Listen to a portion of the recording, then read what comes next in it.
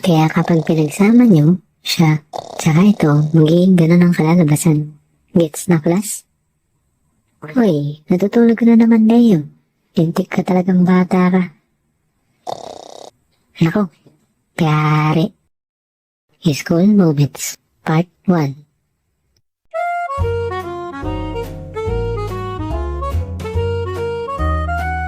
Sirang upuan. For sure, lahat naman tayo naranasan ng malate. Hala, late na ako. Alam mong malas ka pag ang natirang upuan sa klase, yung may pa-slide na backrest.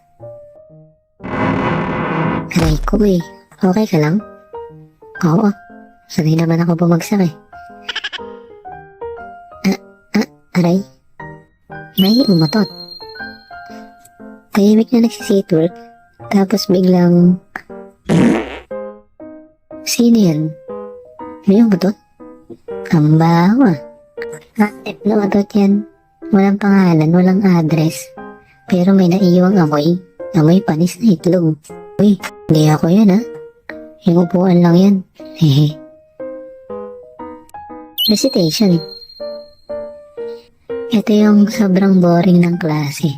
Napapatitig ka na lang sa labas, tapos bigla na lang liliparin ang hangin yung utak mo. So ayan class, kapag pinag-plus ang 1 at isa pang 1 ay equals 2.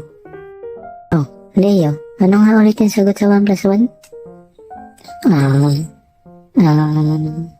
Sagot po ay 3? Yan, lulutang-lutang kasi ang isip. Recitation ulit.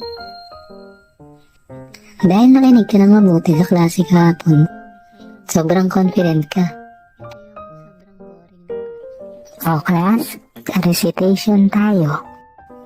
Ikaw, Leo. Saan umiikot ang Earth?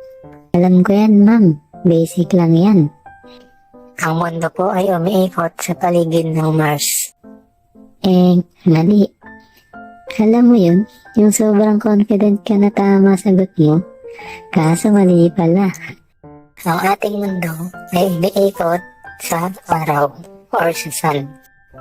Pero ma'am, yung mundo ko po, sa'yo lang umiikot.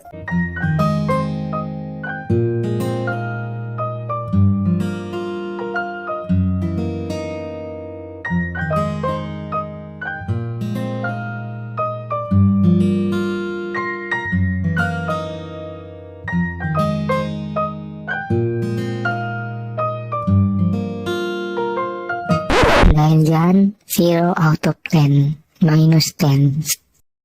Headline. Nagpuwet ka, nilagay mo lahat ng effort mo, pati printer niya umiyak na. Tapos pagdating mo sa school, okay class, huwag na pala yung deadline. Next week na lang kayo magpasa. Ma'am, pwede po bang i-reschedule din yung pagod ko? Huwag mo kasing mag-cram Yan tuloy. Masungit na teacher.